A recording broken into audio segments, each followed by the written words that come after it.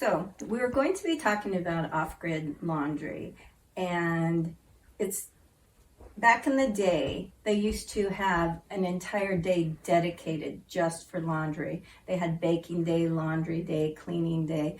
My mother-in-law would talk about she had laundry day when it was off-grid.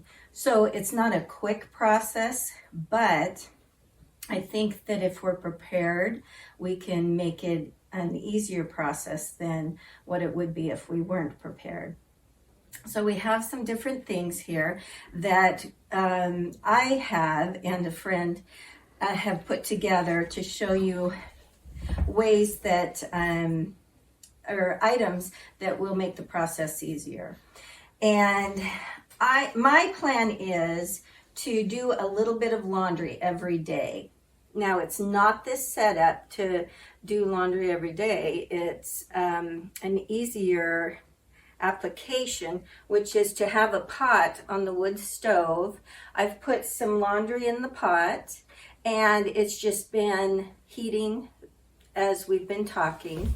And what I did was every once in a while, I took a metal spoon because it's easier to clean metal than wood, unless you had a dedicated wood spoon for this. And I just go over and I stir it. Now this is the rinse water. So when it's time to bring that out and wring it out, we won't have to change the water. But if you were just starting to do this, this laundry, and this is cloth napkins and a dish towel from the kitchen. So I have a pot of water on the stove with some napkins and towels. You can use washcloths. You want to have like items. You wouldn't put dirty socks in this. I think this one, you would have another pot of water for dirty socks, underwear, bras, things like that nature, and family cloths. So this one is the more clean item that needs to be laundered.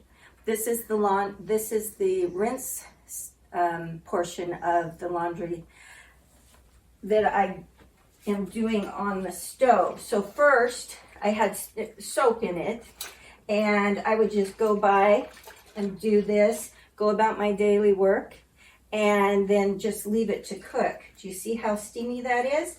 It's just been setting on the stove, disinfecting. And so I just use a pair of tongs and agitate it, or you can use a metal spoon, or like I said, a wood spoon that was dedicated just for the laundry.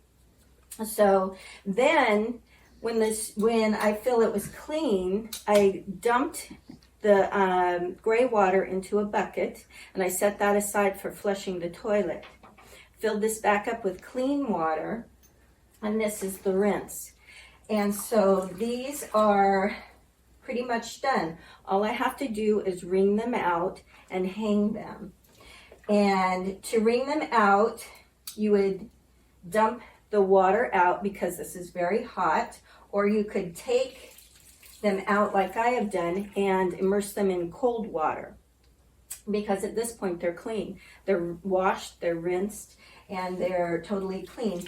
And if you take them out and put them in cold water, you keep the hot water and you can do your next load of laundry. So if you have more to go in, this is a small batch of canning. This is a small batch of laundry. And it's doable every day. So then, this is the cloth that I put in the cooler water. And I don't have to use a wringer. And this is not really hard on my hands.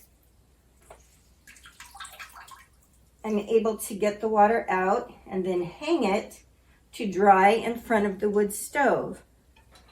So to do laundry off-grid, the main thing you have to have water. You don't have to have a heat source, because we often do laundry in cold water. In fact, in the summertime, my plan is just to let the just to let the laundry soak outside in the sun, and that will use solar to warm the water. So then this holds 10. I have done it to where I have filled all 10 of these. They're movable so that they aren't all in line. And this is a skirt and pant hanger. I have two different kinds. This one looks a little different, and it's a plastic, but they both work the same. I have probably 3 or 4 of these, because when you're doing laundry, a compact place to hang it and dry it is important, because I mean, you can have dryer racks all over, but there's no need in the wintertime when you're in the house. Now when you're outside, you can use laundry lines, clotheslines. If you're in a warm area, you can do your laundry outside. But in the winter here, I plan on doing it inside around the stove. And so to fill this pail up halfway, we had 2 buckets. So if you were doing it alone and you could only carry 1 bucket, that would have been 2 trips from the well that you pumped your water in to bring into the house. Now, if you had help, of course, it's less trips. And if you wanted this filled up, it would be 4 buckets. So speaking of buckets, you will need a bucket to haul water. We have, there's plastic buckets. There's the big 5-gallon buckets. It doesn't matter what your bucket is as long as it holds water.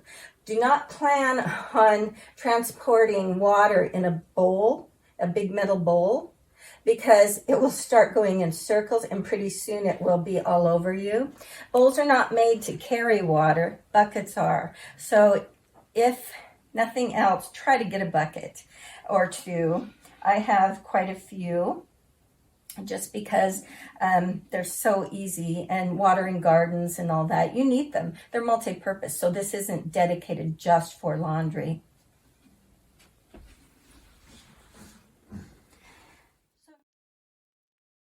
To be aware of new videos like this one, be sure to subscribe to the Preparing for the Time of Trouble channel.